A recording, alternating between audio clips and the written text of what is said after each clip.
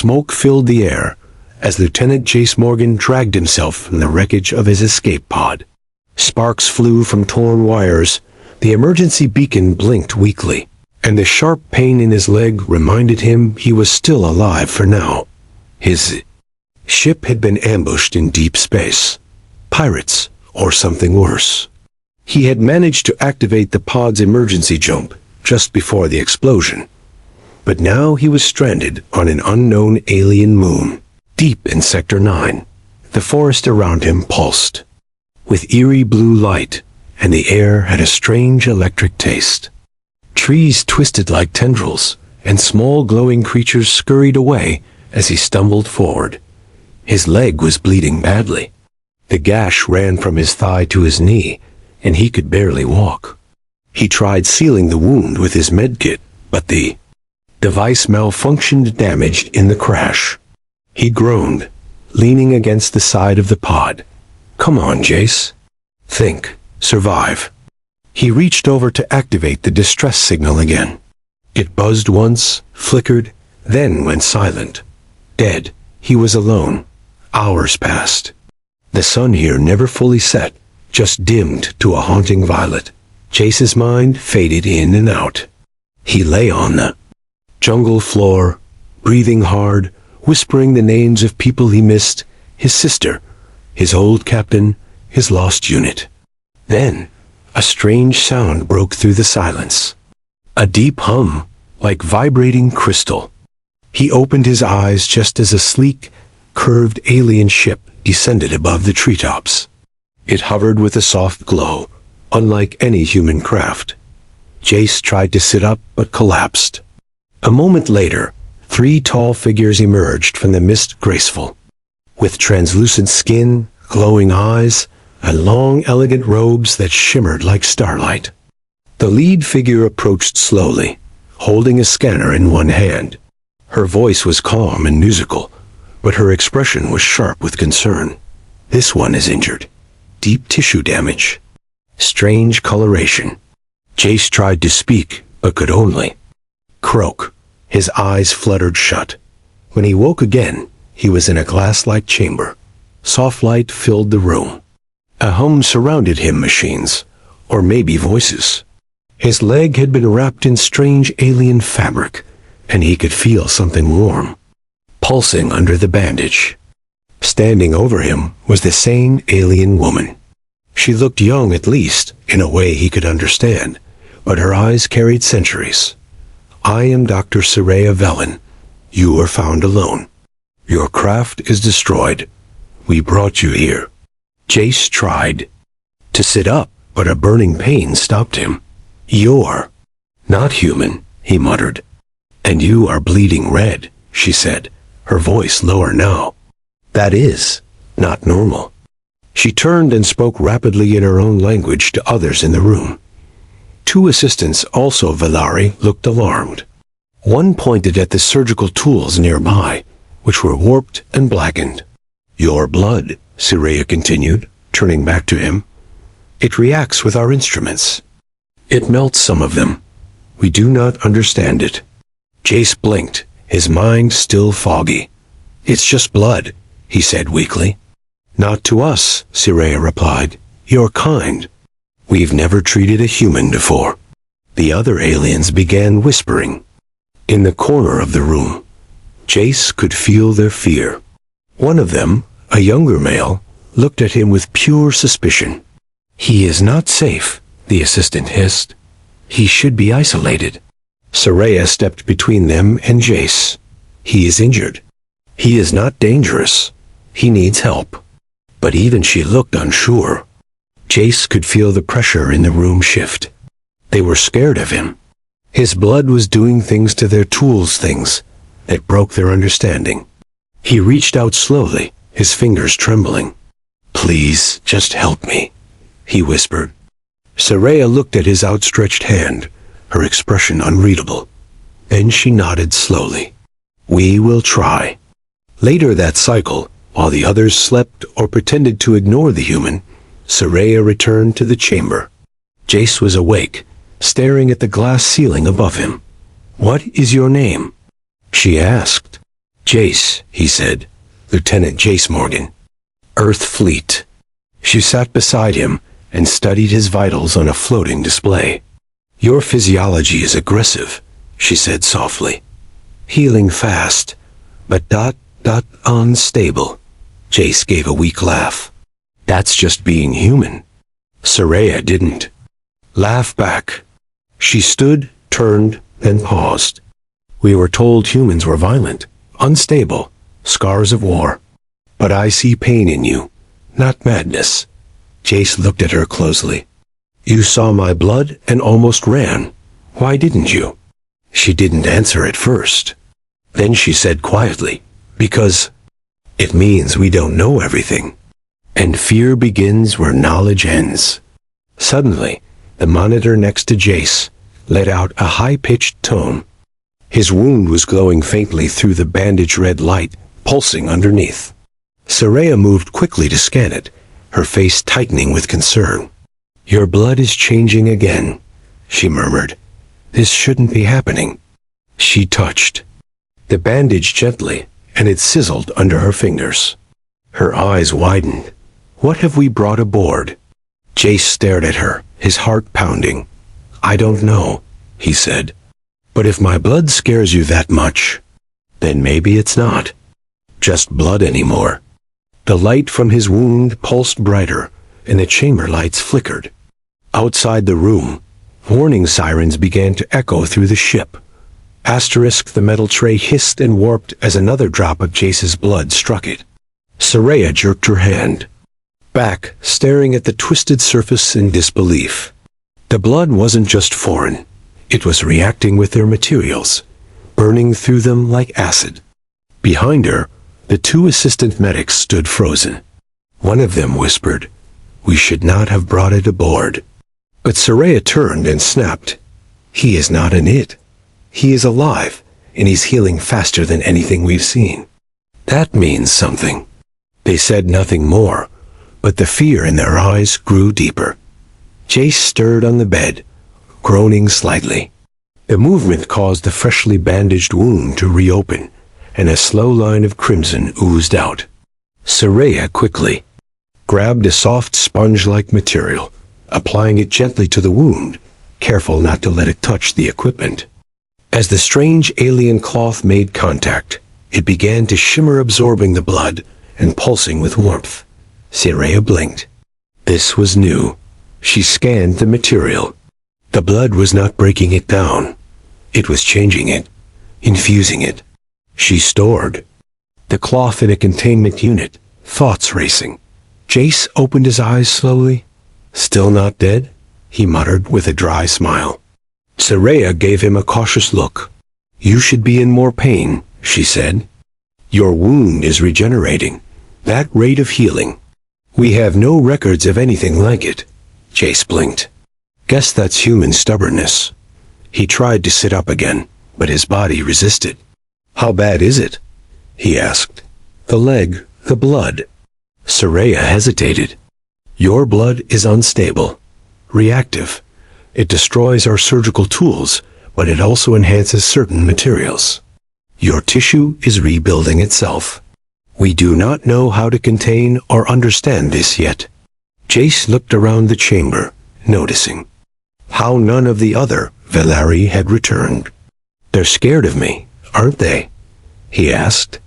Sireya didn't answer. Silence stretched between them. Then Jace broke it. You said you're a doctor, right? She nodded. Then you've probably seen some weird things before. Yes, she replied, but nothing like this. Her tone was not accusing, just honest. Jace swallowed hard. I didn't ask to be like this. I was just trying to survive. Sireya looked at him closely. I believe you. Then she turned away, but survival might not be enough. Later that cycle, the ship's command sent a secure message to the medbay. Sireya read it alone. The directive was clear. Human is to remain under observation. No further contact unless approved. Possible contamination risk. Quarantine is mandatory. Sireya closed the message with trembling fingers. She looked through The glass at Jace, now sleeping, his chest rising and falling. He looked peaceful like any other patient. But the red lines under his skin glowed faintly, as if his blood held a secret fire. Instead of isolating him further, Sireya did something bold. She entered the chamber again with a handheld translator device. She handed it to him. This will help you speak our language faster. It's already processing your speech patterns. Jace looked at the small glass-like tool. You trust me with this? She nodded. For now. Jace activated it and spoke slowly. Thank you. The voice that came from the translator was in perfect Velari, though slightly robotic. Sireya smiled faintly. Good. Now maybe we can begin to understand each other. The two spoke for over an hour. Jace told her about the war with the Raiders, about Earth's science divisions, and about the strange experiments he had heard. Rumors of things involving advanced healing. Sireya told him about Velari history, their aversion to blood, and how silver was a sacred color to them, pure, clean. The red of human blood disturbed them deeply. It reminded them of violence and chaos, but she admitted she found it oddly beautiful. Then a sudden alarm blared.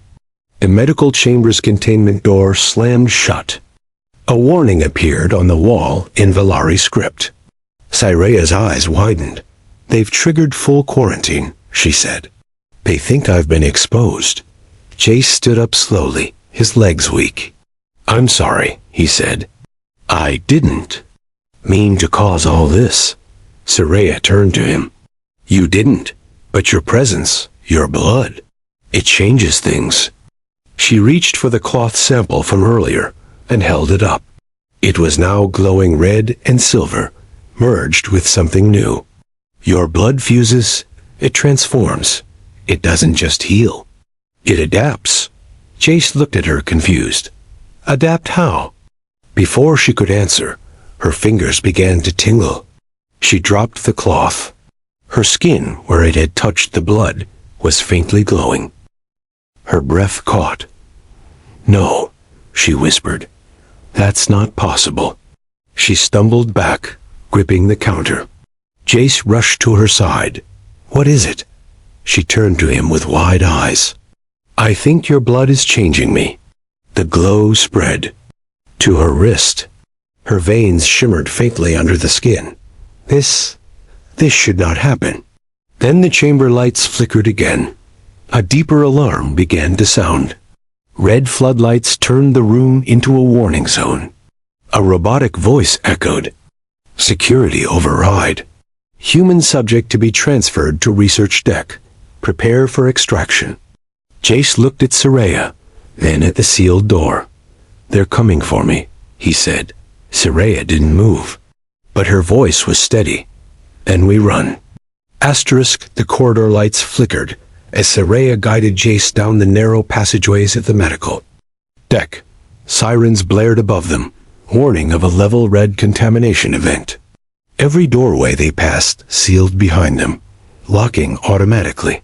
This way, she said breathlessly, leading him toward an auxiliary lab that hadn't been active in years. Jace limped after her, still weak but more alert now, his leg healing faster than he could comprehend. You said your people don't react well to red blood, he muttered.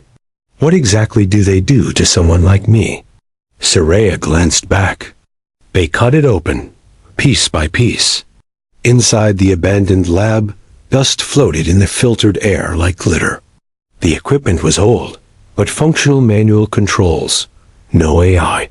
Sireya shut the door behind them and locked it. Jace collapsed onto a bench. This is insane, he said. One crash, and suddenly I'm some kind of virus to your people? Sireya didn't answer. Instead, she activated an old scanner and brought it to his arm. The screen lit up with strange readings. His blood was alive, shifting, rewriting itself. Her hands trembled slightly. Your blood is rewriting your own cells at a rapid rate, she said. But not like a disease, like evolution. Jace looked down at the bandage on his leg. The wound beneath had closed almost completely. "We don't have anything like this on Earth," he said. "No tech, no genetics program. This isn't normal," Sireya nodded. "And it's not just healing. It's protecting." When I touched the infused cloth, it began altering my skin, my cells. Small but measurable changes. She held up her palm, revealing a faint red shimmer in her veins. "That shouldn't happen," she whispered. "I'm Velari. We don't mutate." There was a silence between them, heavy and tense. "Then why aren't you reporting me?" Jace asked. "Why aren't you handing me over?" Sireya looked at him, her eyes filled with questions. "Because you're not a threat," she said. "And because I'm beginning to feel what you feel." Jace frowned. "What do you mean?" She turned the scanner toward herself. "Whatever is in your blood, it's spreading through me. Slowly, but it's not just biological. There's something deeper, emotive, empathic." She touched her head. "I can sense what you're feeling. Not thoughts, just weight, sadness, guilt, fear." Jace's voice dropped. "I lost a whole squad. We were running cargo when the pirates hit. I was the only one with an escape pod." His voice cracked. "I didn't even know if anyone would come looking." Sireya stepped closer, her voice softer now. "We never believed humans had such feeling. We were told you were fire and chaos. No depth. But now..." Her voice trailed off as her hand reached toward his arm again. Suddenly, the door lock began to blink. Someone was trying to override it from the outside. "They've found us," Jace whispered. Sireya's expression hardened. "We have minutes. At most." She rushed to the back of the lab, uncovering a small transport locker. Inside was a medivac suit and an emergency transfer pod. "Help me lift this," she said. Jace helped, wincing as he moved, though the pain was less than before. Together, they activated the transfer pod. "This can launch into the jungle canopy. It'll give us time to run, hide, maybe reach the lowland observatory." They don't monitor that zone. As they worked, the door lights flashed red. Heavy banging echoed down the hallway. Jace turned to her. "This is your ship, your people. You could still turn me in." Sireya didn't hesitate. "They stopped being my people the moment they saw you as a thing to study instead of someone to help." She inserted a sample vial from the earlier scan into the pod's storage case. "I'm going to prove to them you're more than just a body with strange blood." The door creaked under pressure. Jace reached out and touched her hand. "You don't have to do this." Sireya looked at him with a strange calm. "Yes, I do." Then, with a sudden blast, the door exploded inward. Velari. Guards in dark armor stormed in. "Step away from the subject," one of them shouted. But just as they raised their stun weapons, the scanner in the room flared and the guards froze. The scan showed both Jace's and Sireya's vitals, side by side. Their heart rates were sinking, their brainwaves nearly aligned. And the alien blood marker on Sireya had turned red. The lead guard looked at her. "What have you done?" he demanded. "You're contaminated." Sireya stood tall. "No, I'm adapting. And maybe that's what you should be afraid of." In that moment, the pod auto-launched, crashing through the wall and releasing a smokescreen. Jace grabbed Sireya's hand. "Come on." They vanished into the haze as alarms rang out again. As they ran down the corridor toward the outer hatch, Jace asked, "Where are we going?" Sireya's eyes burned with purpose. "To where they can't reach us. And to the truth." The shadows stretched long across the alien jungle as Jace and Sireya crouched beneath the thick blue foliage, catching their breath. Behind them, the burned wreckage of the medpod smoldered softly, the crash landing having bought them only a short lead.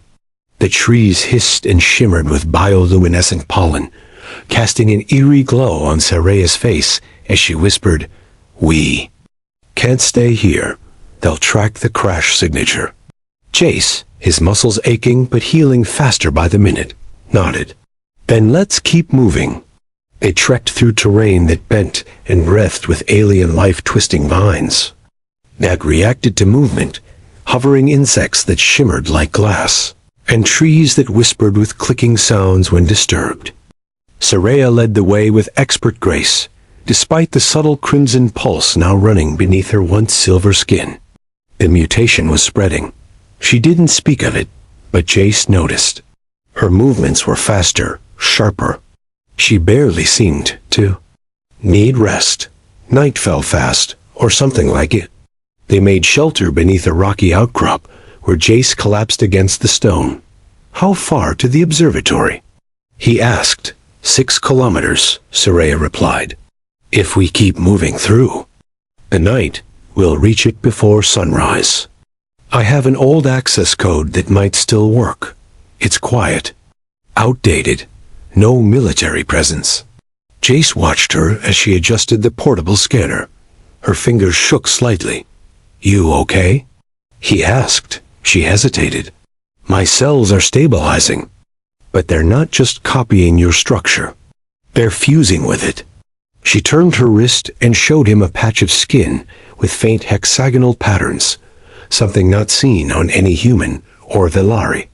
"This isn't just healing, Jace. It's creating something new." Jace leaned closer. "Do you feel sick?" "No," she whispered. "I feel awake." Just then, a static buzz came through her communicator. She froze. A coded message pushed through. It was from her mentor high advisor Mirren, someone she once trusted. The voice on the other end was urgent, private, and dangerous. "Dr. Velin, if you're receiving this, listen carefully. I know you've gone rogue. I warned them not to push too far. The Council has issued a dissection order for the human, alive or dead. They want to understand the blood, not preserve the man, but I can help you if you bring him to me." Jace saw her face pale. "What is it?" he asked. She repeated the message softly, every word stabbing like a needle. "They want you on the table, Jace, and they've authorized full extraction." Jace stood slowly, his expression hardening. "Then no more running. If they want war, we give it to them." But Sireya shook her head. "That's not the way. I think Mirren still wants to help. He was once a reformist. He believed in interspecies cooperation. If anyone can buy us time, it's him." Jace's jaw tightened. "You trust him?" She hesitated. "I used to." They resumed their journey in silence, moving carefully across shifting ground and glowing moss. The observatory finally appeared as a silhouette against the pale sky, an old, tower-like structure half swallowed by nature. As they approached, old security systems blinked to life. Sireya keyed in the code. The doors opened with a groan, revealing dust, darkness, and silence. Inside, forgotten machines hummed as her touch reawakened them. "We're safe here. For now." Jace explored the dusty chambers, while Sireya connected to the central console. "I'm uploading the scans. From your blood and mine," she said. "If anything happens to us, these records will survive." "Why?" Jace asked. "Because we're proof," she said, "that something else is possible. That human biology isn't chaos, it's potential. And maybe, it's not just evolution, it's connection." Jace stood behind her, placing a hand on her shoulder. "You're risking everything for me." Sireya turned to face him. "You're not a weapon. You're not a virus. You're the beginning of something." There was a long pause, heavy with something neither fully understood. Not romance yet, but closeness, trust, the kind that forms in danger and fire. Suddenly, the observatory door rattled violently. They spun around. Red beams scanned through the cracks, drones. "They found us," Jace shouted. Sireya activated the defense shields, but they were old, glitchy. The first blast rocked the room. Jace drew a salvaged stun rod. Sireya pulled out a sample case. "If they take me," she said quickly, "get this to someone who can use it. Earth. Or Velari rebels. Anyone." "No one's taking you," Jace growled. The drones blasted the inner doors open. A group of Velari soldiers stepped through, but behind them stood Mirren. He raised his hand, signaling the others to lower their weapons. "No harm," he said. "Not unless they resist." Jace stepped in front of Sireya. Myron's eyes flicked to the vial in her hand. "You've changed," he said, voice low. "Both of you." Sireya nodded. "We're not sick, Mirren. We're the cure." Myron's expression hardened. "Then that means you're also dangerous." Jace raised his weapon. Behind Mirren, the soldiers began to aim. And then the defense console exploded behind them, scattering sparks across the observatory. Everyone dove for cover, and Jace and Sireya ran. Again, but this time, they had no backup plan. The sky was breaking into hues of violet and fire orange as Jace and Sireya sprinted across the rocky valley below the observatory ruins. Plasma beams from the drone strike sizzled past them, turning stone into ash and glass. Sireya's breathing was ragged, but she didn't stop.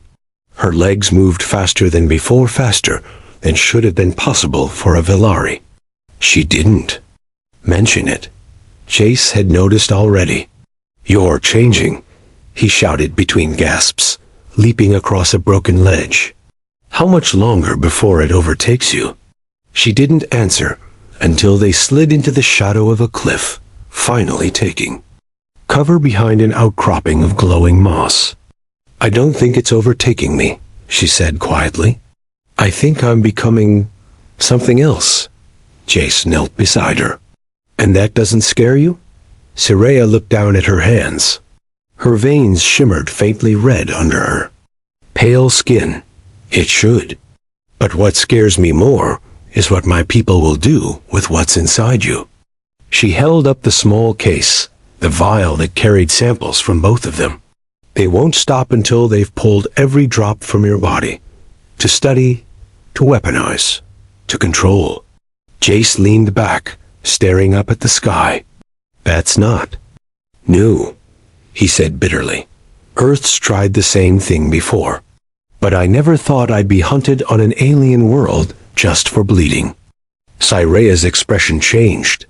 She reached into her satchel and pulled out a dermal injector. "We need to act before they catch us again." "What's that?" Jace asked warily. "A neural stabilizer," she said. "But I've modified it. I want to take the next step to merge more of your blood into my system. Not just accidental contact. A full bio-infusion." Jace's eyes widened. "You sure that's a good idea?" "No," she said simply. "But it's necessary. We need proof that your blood doesn't corrupt, doesn't destroy. That it adapts. And I need to show them with my own body." Jace hesitated, then slowly nodded. "If you do this, you could lose everything." Sireya looked him in the eye. "I already have, but maybe I'll gain something new." She pressed the injector to her neck and pulled the trigger. Her body arched slightly as the red fluid entered her veins. A faint glow pulsed beneath her skin. She gasped, gripping Jace's arm as her breathing quickened. Her pupils dilated, and her skin flushed in ripples of red and silver. "What's happening?" Jace asked, panicked. "I feel everything," she whispered. "Your pain, your strength, your fear. It's like a second heartbeat inside me." Then her body relaxed. The transformation settled. She opened her eyes, and they glowed faint crimson for a moment, before returning to their original silver hue. "I'm still me," she said. "But I'm not only Velari anymore." Before they could say more, a voice echoed from above. That was foolish, Dr. Velin. Mirren stood on the rocky ledge above them, surrounded by a new set of guards. But these weren't soldiers. They looked like scientists, white-robed, cold-eyed, with surgical tools strapped to their belts. You forced our hand, he continued. Now we have no choice. You will come with us, or we will retrieve what we need from your bodies. Sireya stood, shielding Jace. I'm not afraid of you, Mirren. He frowned. You should be. You're no longer Velari. You're contaminated. If you won't let us study the samples, we'll extract them ourselves. Behind Mirren, one of the scientists stepped forward, holding a cryo case. You only need the blood, Doctor. The host is optional. Jace stepped forward now, his face hard. Then take me. But leave her out of this. But Sireya stopped him. No, we finish this together. She stepped forward, raised her hand, and for the first time, something strange happened. A ripple of red energy shimmered from her skin, forming a thin wall between them and the approaching team. The air hummed, vibrating like a living thing. What is that? Mirren asked, startled. Sireya's voice was steady. Adaptation, unity, evolution, whatever you call it, it's happening. And you're afraid because it means change. Jace touched the wall. It was soft, warm, alive. Did I do that? He asked. Sireya looked at him. We did. But Mirren wasn't finished. You don't understand what you've done. If this bond spreads, if the blood fusion is allowed to continue, it will rewrite everything we are. Culture, biology, order. Maybe it should, Sireya replied. Suddenly, one of the guards behind Mirren turned. A younger Velari, trembling. Sir, maybe she's right. If it heals, if it connects. Isn't that what we've needed all along? Mirren silenced him. With a glare, traitor. Jace stepped forward, gripping the stun rod. You can't stop this. You're trying to dissect the future just because you're afraid of it. Mirren raised his hand, and the guards prepared to fire. Sireya reached for Jace's hand and whispered, Now. Together, they launched the cryo case into the air. It exploded in a flash of red light, scattering the blood-infused spores into the wind. The scientists screamed and ducked. Mirren shouted, Contain it. Don't let it spread. But it was too late. The spores shimmered through the air, touching skin, sensors, and minds. And something new had already begun. As chaos erupted on the ledge. Jace and Sireya turned and ran again to the unknown. This time, not as fugitives. As something more. The sky above shimmered with silent crimson mist as the blood-infused spores drifted across the valley, carried on warm alien winds. Behind them, the cliffside erupted in chaos. Velari scientists shouting, containment drones malfunctioning, and Mirren screaming orders into a communicator that no longer responded. But Jace and Sireya didn't stop to look back. They ran toward the high ridge where the communications tower of the old observatory still stood, half buried in vines and forgotten protocols. If they could reach the beacon at the top, there was still one hope left, a distress frequency in Jace's suit, reserved for deep space emergencies. One that Earth fleet might still be listening for. They scrambled up the rocks, breath tight, every muscle burning. Sireya moved with inhuman speed. Now her feet barely touched the stone. Jace followed close behind, amazed at her transformation. Her skin glowed faintly red where silver veins once lay. Her movements were graceful, but also raw, not fully alien, not fully human, something else, something in between. She looked back once, her eyes locking with his. We're almost there. They reached the broken transmitter tower, its frame, groaning in the wind. Jace knelt beside the rusted control panel, hands working fast. Old Earth tech's better than nothing, he muttered. Sparks flew as he rerouted power through his suit's battery. Come on, come on. The console lit up, flickering. The beacon's dish groaned and began to rotate. Sireya stood nearby, watching the sky. "They'll see the signal," she said. "Velari command. They'll send ships." "So will mine," Jace said. "If there's anyone left to answer."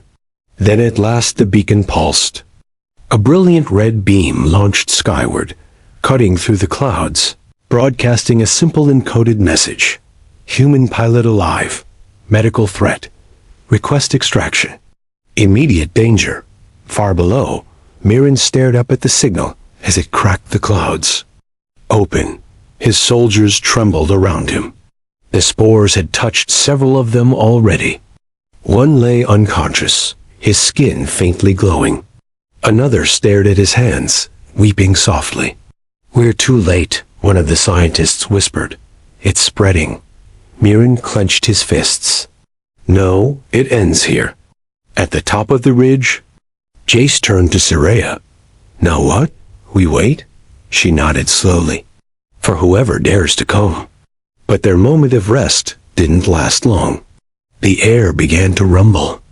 From the far horizon, black shapes moved across the sky. Velari warships, sleek and fast. "They got here fast," Jace muttered. "Too fast," Sireya said grimly. Mirren called in their elite wing. Jace gripped the stun rod. "We can't." "Fight that?" Sireya stepped forward, her voice low. "No, but maybe I can stop them from firing."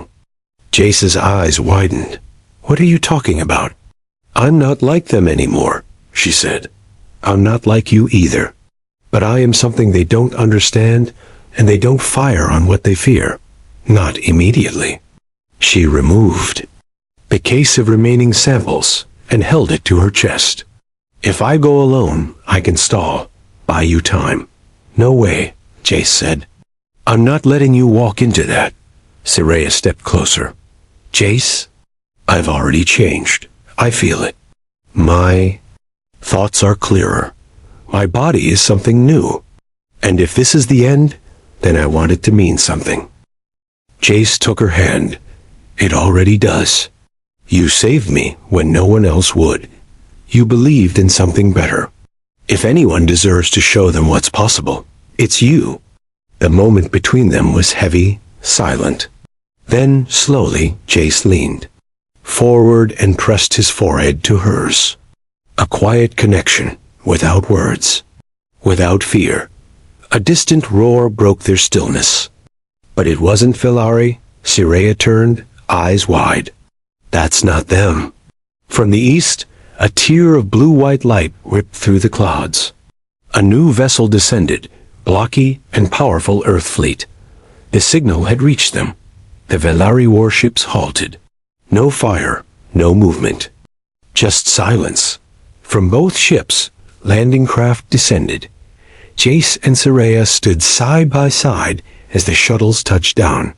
Human soldiers poured out of one, weapons drawn. Velari peace guards exited the other, led by Mirren himself. His expression was unreadable. One human officer approached. "Lieutenant Morgan? We thought you were dead." Jace smiled tiredly. "Feels like I was." The officer looked at Sireya, hesitating. "And she—" Jace stepped between them. "She saved my life. More than once. She's the reason I'm standing here." Meanwhile, Mirren stepped forward, his hands raised. "This contamination must be studied. It could threaten both species." Sireya raised the sample case. "Or it could heal us both." "You fear what you don't understand, Mirren. But I've seen what it does. And I choose hope." A tense silence fell. Then the Earth officer turned. "Bring them both. They're coming with us together." Sireya looked at Jace, her expression softening. "Together," she echoed as the ships lifted into the sky, leaving the glowing jungle behind. Two beings sat beside each other, neither fully human nor fully Velari. A soldier and a surgeon. A man and a hybrid, bound not by blood alone, but by what that blood meant. The beginning of something new. *The end.